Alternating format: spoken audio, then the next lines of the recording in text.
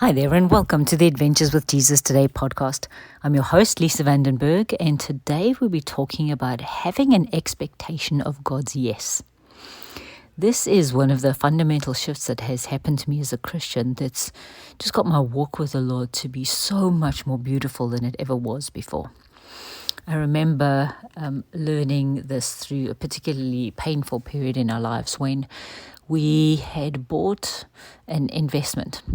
And this investment just did not turn out the way it was promised. And we were locked into an ironclad contract, and it just seemed so unfair. It wasn't something that we had gone into thinking that we were the only ones in it.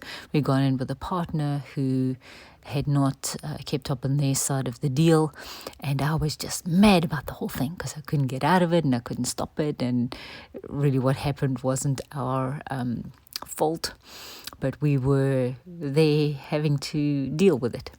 And so I remember walking around my sitting room one morning early in my quiet time going, Lord, I don't know what to do about this thing. I've tried to sell it, I've tried to rent it, I've tried to do so many different things, but I just can't seem to get out of it. And I was so frustrated. I said, God, can you help me understand? And I heard the Holy Spirit say to me, Lisa, you're thinking about this from the point of view of what's going out of your bank account, what that looks like, what the finance of it looks like. But in the midst of this, I want to teach you something else. And I said, oh, Lord, how interesting. Okay, what do you want to teach me? And he said, I need you to understand that where you are going in the future, you are going to not be reliant on your bank account to look after you, bank account balance to look after you. And so this is a particular area that the Lord's been taking me on a journey on throughout the years. So I stopped, I really took notice, and I said, okay, Lord, help me understand a little bit more. And I love to ask questions, and he loves to answer them, right? So I said, Lord, what does that look like? He said, Lisa, I am the God of all provision. I am your source. Not just your job, not just the income that comes in through various ways, but there are so many ways that I can bring income to you.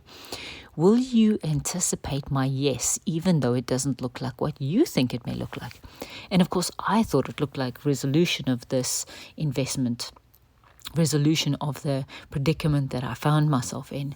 And he's going, no, that's not actually my goal for this. My yes for you, the thing that I want to bring you in this, is to teach you to unhook your expectation of provision from your bank account balance and hook your expectation of provision onto me, who is your real source. And when I understood that God's intention was kind towards me, that this is what he wanted me to understand and to get, that he was really looking at this from a much bigger perspective than I was, my heart got filled with peace.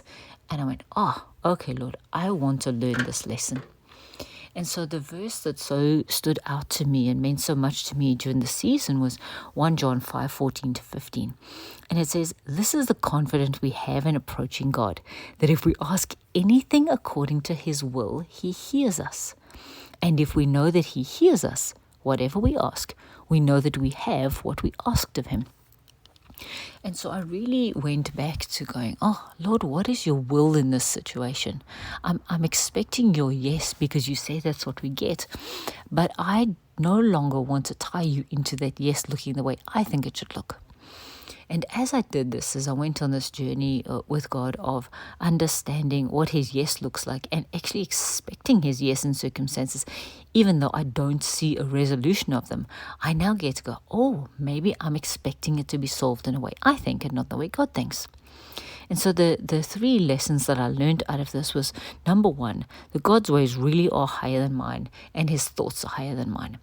That I can think a resolution to something or a relationship coming together looks a certain way, or a plan coming together, or a situation being solved, and God's going, no, Lisa, you can only think to a small degree. I can think much higher than that. So I'm like, okay, Lord, thank you. I'm not going to only rely on my own small thoughts, but I'm going to rely on your bigger ones. The second point that I learned from this is he's in this for the long haul, not just the immediate gratification. We can feel a pain and go, I want this pain healed right now. or we can be in trouble in a relationship and go, God, I need your help and I need it fixed right now. Or we can look at a financial situation and go, God, I want you to resolve this financial situation. And we think it should happen right now. But God really is in this for the longer haul and not for the immediate gratification. And when we know that, then we can let our expectation go of the solution coming immediately. And then the third point from this was I asked him to show me the parts of the big picture that I'm ready for. Because yes, his thoughts are higher than ours, and yes, he sees this in a much longer term perspective. He's in this for the long journey. But there are only certain things that we're ready for now. Things that he's ready to show us and things that we're ready to receive. Because he'll unpack things as we go. Because we know, for instance, when we learn to drive a car, we need to learn the theory first. And then we need to start practicing. And we practice and we practice and we practice until we do our exam. And then we're able to go out on the road. And even then we need to drive with somebody after a certain period of time. Then we get to drive alone. So everything is a process of learning in our lives. So as we look at and acknowledge that God's ways are higher than ours, that he's in this for the long haul and he's not just the immediate gratification, and we ask him to show us the parts of the big picture that we are ready for, that's the way he unfolds things for us.